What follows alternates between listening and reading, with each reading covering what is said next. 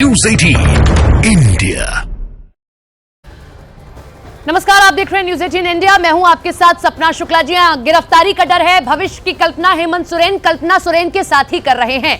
बड़ी खबर ये निकल कर आ रही है झारखंड से, जहां ईडी के कई समन्स के बाद आज हेमंत सोरेन रांची में दोपहर 1 बजे ईडी के सामने पेश होंगे। हेमंत सोरेन से सीएम आवास पर ही पूछताछ होगी, जिसके मद्देनजर ईडी ने अतिरिक्त अर्धसैनिक बल की तैनाती कर दी है। पूछताछ के लिए उपलब्ध रहेंगे और रांची में मौजूद ईडी के अधिकारी आज उनसे पूछताछ करने वाले हैं। ईडी ने अर्धसैनिक बलों की एक्स्ट्रा फोर्स तैनात की है। सूत्र तो ये कह रहे हैं कि ईडी ने अपने अधिकारियों की सुरक्षा और कानून व्यवस्था के मद्देनजर केंद्र से पहले ही एक्स्ट्रा फोर्स तैनात करने की मांग की थी। आप ये सोच रहे होंगे कि पहले भी पूछताछें हुई हैं, लेकिन इतनी एक्स्ट्रा फोर्स आखिर क्यों? तो आपने देखा किस तरीके से हेमंत सोरेन ने अपने सभी विधायकों को रांची में बुला लिया है। और एक तरीके से आप देख सकते हैं, जब भी इस तरीके से पूछताछ होती है इतने बड़े नेता की, तो आप देखते हैं कई सारे विधायक, कई सारे नेता उनके वहां पर मौजूद रहते हैं, क्योंकि अपने आप को एक नायक के तौर पर पेश करना चाहते हैं हेमंत सोरेन। लिहाजा बड़ी फोर्स की जरूरत पड़ सकती है वहां सब कुछ टैकल करने के लिए। राज्य में सियासी हलचल के बीच ईडी के कई समन्स के बाद आज सीएम हेमंत सोरेन दोपहर 1 बजे ईडी के सामने पेश होंगे। और उससे पहले हेमंत सोरेन ने विधायकों की अहम बैठक बुलाई है। वहीं हेमंत सोरेन के अपनी पत्नी को सीएम पद पर सौंपने की खबरों का भी बाजार गर्म है। तो ये 3 तस्वीरें आपके सामने हैं। दोपहर 1 बजे ईडी से सामना होगा। दरअसल सीएम आवास पर ही ईडी के अधिकारी पहुंचेंगे और पेशी से पहले कल बड़ी बैठक होती है, जिसमें बीजेपी के द्वारा यह कहा जा रहा है कि कल्पना सोरेन के नाम पर सहमति नहीं बनी, क्योंकि ये पूछा जा रहा है कि अगर गिरफ्तारी होती है हेमंत सोरेन की तो प्लान बी क्या होगा। लेकिन ये जेएमएम की तरफ से कहा जा रहा है कि जब प्लान ए फेल ही नहीं होगा तो प्लान बी की जरूरत नहीं पड़ेगी।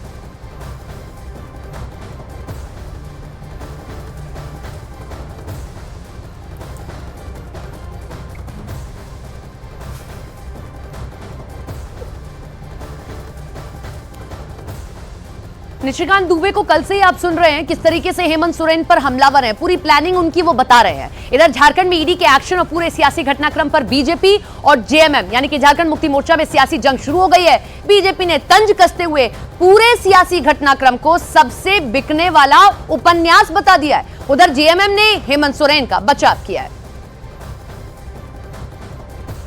40 घंटे तक एक मुख्यमंत्री, किसी राज्य के मुख्यमंत्री गायब रहे, पूरा प्रशासनिक व्यवस्था पंगु हो गया, संवैधानिक संकट उत्पन्न हो गया, मुख्यमंत्री फरार, मुख्यमंत्री भगोड़ा, तरह तरह की हेडलाइनें चल रही थी। हम शर्मसार थे कि झारखंड को यह दिन देखना पड़ा कि मुख्यमंत्री का कोई पता ही नहीं। 40 घंटे वो कहाँ थे?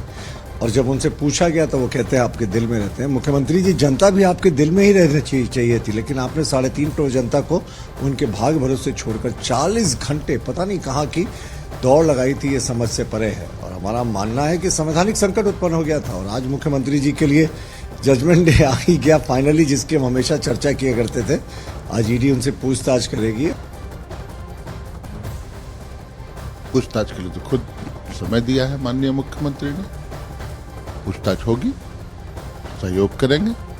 प्रश्नों का जवाब पहले भी दिया था, आज भी देंगे। लेकिन एक जो पूर्वाग्रह दिखता है केंद्रीय एजेंसियों का, लगता है कोई टास्क मिला हुआ है ऊपर से। किस लिए मिला है? आप क्या करना चाहते हैं? आप चुनी हुई एक लोकप्रिय मुख्यमंत्री, आदिवासी मुख्यमंत्री के साथ कैसा बर्ताव करना चाहते हैं? आपका क्या बिहेवियर रहेगा?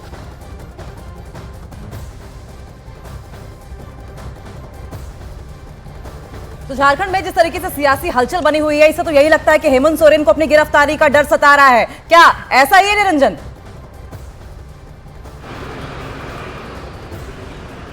देखिए, बिल्कुल आपने सही कहा है कि जिस तरह से पिछले 24 घंटों में जब से मुख्यमंत्री दिल्ली से यहाँ पहुंचे सड़क मार्ग द्वारा, बैठकों का दौर जारी रहा। लगभग करीब 2-3 घंटे बैठक रही। उसमें कई विधायक मौजूद नहीं रहे। यानी हम बात कर रहे थे, उनकी जो भाभी है सीता सोरेन भी मौजूद नहीं थी, रामदास सोरेन नहीं थे, चमरालिंडा नहीं थे। बाकी विधायक जो संथाल से आते हैं, लोबिन हेम्ब्रम, वह भी मौजूद नहीं थे। ऐसा बताया जा रहा है कि सीता सोरेन दिल्ली में है और चमरालिंडा झारखंड से बाहर हैं। वहीं रामदास सोरेन अपने निजी कामों से दिल्ली में हैं। अब ये जिस तरह से सीने बन रही है, निश्चित तौर पर आंतरिक भी इसमें मतभेद नजर आ रहे हैं। सीता सोरेन खुद अपने आप को इस बैठक से बाहर रख रही है। हालांकि इससे पहले भी जितने बैठकों का दौर रहा उसमें सीता सोरेन मौजूद रही, लेकिन कल का बैठक जो अहम था और निश्चित तौर पर जिस तरह से बातें सामने आ रही है कि आज 1 बजे ईडी के जो अधिकारी हैं, यानी हम बात करें कि जो मुख्यमंत्री हेमंत सोरेन है, एक राज्य के मुख्यमंत्री हैं, तो रीजनल डायरेक्टर उनसे पूछताछ करेंगे और 7 सदस्यीय टीम बनाया गया है और उनसे एक जो लंबी लाइन है, जो सवालों की लंबी फहरिस्त बनाई गई है, उनसे सवाल करेंगे। क्योंकि पिछले दिनों यानी 20 जनवरी को जो उनसे पूछताछ की गई थी तो उनके जवाबों से संतुष्ट नहीं था ईडी के अधिकारी, तो आज ईडी दफ्तर के बाहर आप मौजूद हैं। कल हमने देखा किस तरीके से अतिरिक्त बल को भी तैनात किया गया। आज मैं चाहूंगी सबसे पहले आप तस्वीर दिखा दें कि कितनी पुलिस फोर्स की तैनाती की गई है। 12 बजे सीएम आवास पर बैठक करेंगे, उसके बाद 1 बजे पूछताछ होनी है। जी बिल्कुल, मैं इस वक्त रांची के रीजनल ऑफिस ईडी ऑफिस में हूं और मैं चाहता हूं कि आप तस्वीर दिखाएं। यहाँ पे जो गाड़ियां लगी हुई है, आप देखें कि यहाँ पर पहले से ही जो पारामिलिट्री फोर्स है वहाँ लगाया गया है। निश्चित तौर पर आप देखें कि जो गाड़ियां हैं पारामिलिट्री फोर्सेस के, जैब के और झारखंड पुलिस के यहाँ लगाई गई है। निश्चित तौर पर अब धीरे धीरे यहाँ का मूवमेंट बढ़ता जा रहा है। जैसे जैसे दिन बीतते जा रहे हैं, समय नज़दीक आ रहा है, 1 बजने को है। अब कुछ देर के बाद यहाँ से जो ईडी के अधिकारी है वहाँ मूव करेंगे। तो आपको मैं तस्वीर दिखा रहा हूँ, ये रांची का जो रीजनल ऑफिस है मौजूद है ईडी ऑफिस में, और देखें आप पूरी तरह से यहाँ पर जो फोर्सेज हैं, जो पारामिलिट्री फोर्सेस हैं उसको लगाया गया है। झारखंड पुलिस के नौजवान को भी लगाया गया है। अब जिस तरह से देखें कि यहाँ पर मूवमेंट हो रहा है, फोर्सेज भी आ रहे हैं, निश्चित तौर पर कोई अधिकारी यहाँ भी तुरंत पहुँचे हैं। आपको मैं तस्वीर में दिखा रहा हूँ कि निश्चित तौर पर यहाँ पर जो मूवमेंट धीरे धीरे बढ़ता जा रहा है। अभी कुछ जो अधिकारी हैं वो आए हुए हैं, ये आपको मैं जो तस्वीर में दिखा रहा हूँ, निश्चित तौर पर यहाँ के जो सिटी एसपी हैं यहाँ पहुँच चुके हैं। अब देखें और पूरी तरह से यहाँ पर लॉ एंड ऑर्डर का मामला है। आप देखें कि कल जो चीफ सेक्रेटरी निरंजन, क्योंकि पश्चिम बंगाल में हमने देखा था कि ईडी की टीम पर हमला होता है, ऐसे में सबक लेते हुए सुरक्षा तो वहां पर चाक चौबंद है, लेकिन हेमंत सोरेन के लिए आगे बहुत महत्वपूर्ण होने वाला है क्या? क्योंकि वो उनके लिए जो हो रहा है कल्पना से परे है। कल्पना सोरेन के नाम पर सहमति नहीं बन पाई है। इस बीच बड़ी खबर झारखंड से यह है कि हेमंत सोरेन अपनी पत्नी को सीएम पद सौंप सकते हैं। सूत्रों के मुताबिक कल रांची में हुई विधायक दल की बैठक में हेमंत सोरेन ने अपने विधायकों पर भरोसा जताया और सभी विधायकों से समर्थन पत्र पर दस्तखत भी कराए। लेकिन कुछ विधायक ऐसे थे जो नहीं पहुंचे, क्योंकि हेमंत सोरेन सड़क मार्ग से पहुंचते हैं, 31 घंटे वो गायब रहते हैं। उसके बाद जब कल बैठक होती है तो सबकी भावभंगिमा देखी गई और हेमंत सोरेन हालांकि दिखाने की कोशिश कर रहे थे कि सब कुछ ठीक है, लेकिन जो अंदर खाने से खबरें आ रही है कि जेएमएम में उनके जो भाई हैं, उनकी पत्नी है, वो इस वक्त खफा चल रहे हैं और कल्पना सोरेन जो हेमंत सोरेन की पत्नी है उनको वो गद्दी सौंपना चाहते हैं, लेकिन उनके नाम पर आम सहमति नहीं बन पा रही है।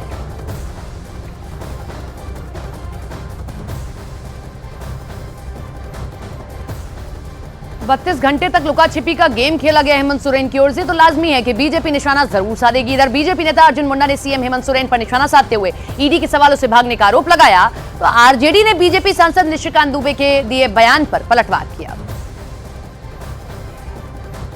एक राज्य के मुख्यमंत्री इस तरीके से अचानक डिसअपियर हो जाना कि वो दिल्ली आए और कहीं अज्ञात स्थान पर चले गए, तो सवाल ये उठता है कि झारखंड की जनता क्या उस पर समझेगी कि इतने पुलिस, इतने महकमे, इतनी सुरक्षा व्यवस्था, इतनी सारी चीज़ें संवैधानिक पद पर रहकर भी इन्हें अपने पर भरोसा नहीं है और वो सीन से आउट हो जाते हैं। अब दूसरी बात यह है कि लगातार जो उन पर आरोप है उसके बारे में ईडी जानना चाहती है। निशिकांत दुबे जी के साथ ये कहानियाँ बहुत बढ़िया बनाते हैं और उस कहानी बनाने में कई किरदार होते हैं। मैं समझता हूँ एक राज्य के सूबे के बारे में आप टिप्पणी कर रहे हैं और एक महत्वपूर्ण मुख्यमंत्री के बारे में, इस तरह की टिप्पणियों से बाज आना चाहिए। आप हल्के दिखते हैं।